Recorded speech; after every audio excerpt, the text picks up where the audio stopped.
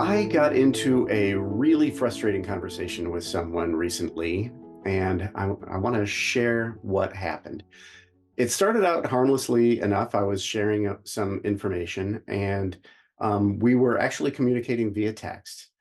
We went back and forth a little bit, and before I knew it, before I had any clue that I had offended this person, he told me that I insulted him. And I was really kind of taken aback, and thankfully, I didn't text a response terribly quickly. I kind of hesitated a little bit and asked about what was going on. And the good news is we were able to unravel the offense and resolve things. And what I recognized after the fact was there were a lot of emotions on both sides of this conversation. If you read this text exchange, you may not have sensed the emotions on both sides, but I know for me, I was feeling really defensive and really hurt because I had been accused of insulting this person when I totally didn't intend to. Because in my world, you can't accidentally insult someone. The definition of insult is intentionality. In my world, I accidentally offended him, which meant that was his fault. It was his responsibility for inferring what I was saying. I wasn't intentionally implying anything. He was inferring offense.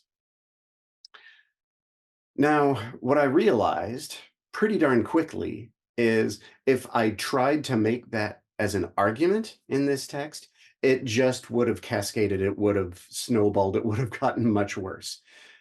So instead, I kind of took a breath and I apologized for insulting him, even though by my definition, I did not insult him. I created offense, but it was important for me to use his language, use the language that made sense to him, and I apologized for insulting. And then, after he accepted my apology, he and I got to kind of dissecting exactly what had happened, who had done what, who had interpreted what, and we kind of resolved the emotion for both of us. The really simple, powerful lesson that I want to share with you is it really doesn't matter if there is a difference of opinion in terms of what happened. And it really doesn't matter if your terms are different, if the language that you use is different. It also doesn't matter if the dictionary backs you up on certain things. You can say, look, there, see, that's the definition of insult. That's the definition of offense. I was right. You were wrong. You had no reason to be offended. You can't have a conversation like that. That's going to go anywhere meaningfully. What you need to do is when there is an upset, if you want to resolve it, you need to kind of take ownership of it. You need to take responsibility of it. And this is a bounce back to my most recent vlog about responsibility and blame. If you blame the other person, it isn't going to go anywhere. Or at least it's not going to go anywhere good. If you take responsibility for what's going on in the conversation, then you have some power. You can do something with it. You can improve the situation for both you and the person that you're talking to.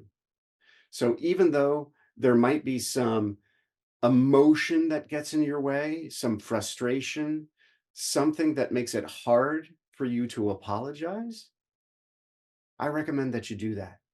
Maybe I should say, especially if there's some emotion that gets in your way, maybe you should do that. I say this because emotion really, really can get in your way. And if you let it get in your way, the situation can fester, it can get worse, and you can be farther and farther from resolution. Take ownership for whatever went wrong. Apologize. Acknowledge that there was a mistake. Own the mistake and see if you can dissolve that negative emotion enough to be able to dissolve the other person's emotion. And if it doesn't happen quickly enough, it's okay. It really is. See if you can just take whatever time that you need to take. Maybe give the other person grace, give the other person as much time as they need to cool down. See if you can get to a point where the two of you can talk it through. If you own what happened between the two of you, if you 100% take responsibility of it, then you are maximizing your chances of resolving the difficulty.